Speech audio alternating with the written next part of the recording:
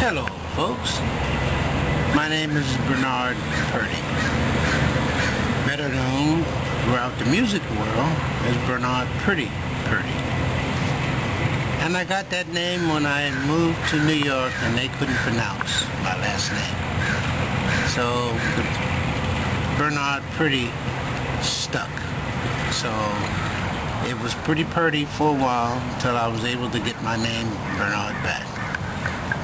But that's the essence of where the name came from.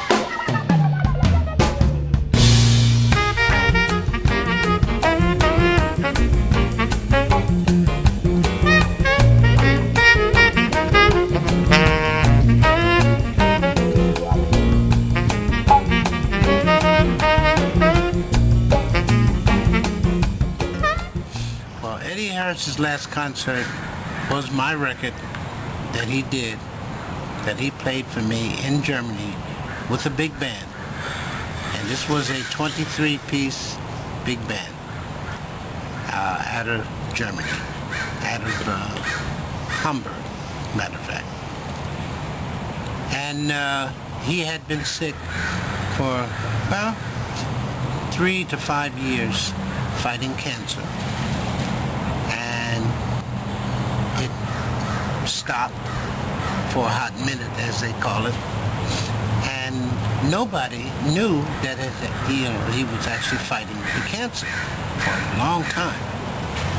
Well, I was very close to him, but he didn't know how close I was. So when I finally called him, I said, "Listen, you've been sitting home, and I need you. So I want you to come to Germany and play on my new record, my latest record that I'm going to do. And we want to do the song Listen Here. And we're going to have Arif Martin do the arrangement." He just jumped for joy. He said, "Purdie, I didn't know that you felt that way." I said, "Come on now. Eddie, I've known you for almost 40 years. We play together every once in a while. But the point is that you've done so much for the business and for the music business itself." And I says, "This is ideal for me because you're giving me the person that I want to be on my CD."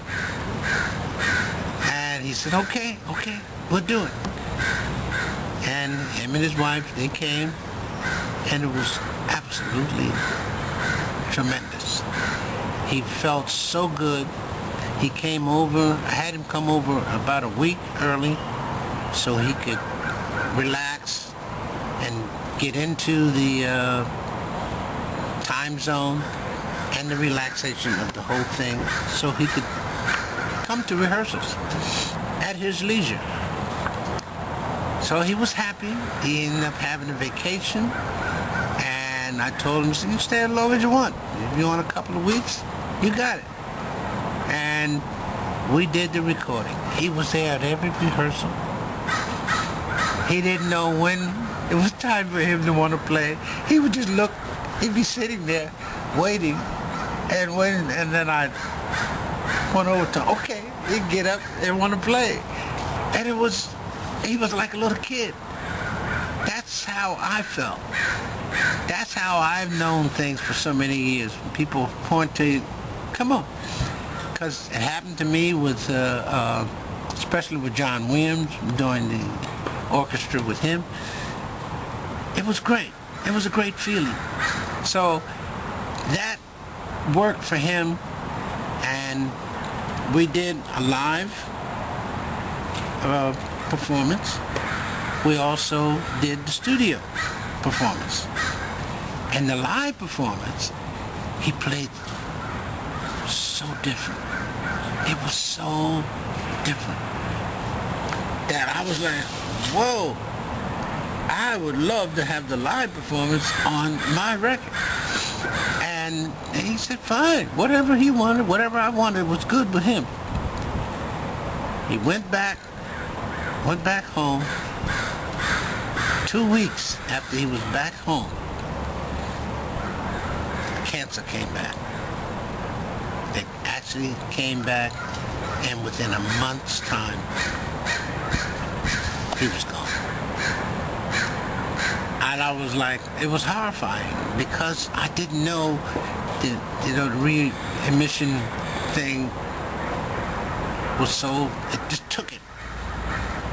It took it. And it wasn't a slow process. It was 2 to 3 weeks. He was gone.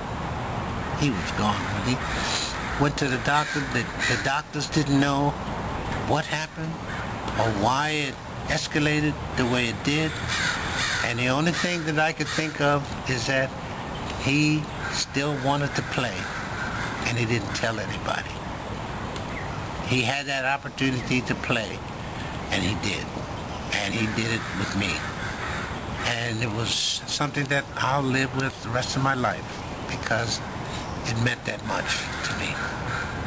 So we put out a long version of the live portion of the recording because it showed him, and you could have it on video. They did it on that kind of. And I said, then do it. We don't have to do just the last record. Let the last record be him. Doesn't bother me, because the point is that what he did was gave it to the world. He left doing what he wanted to do, play some music, and he played it with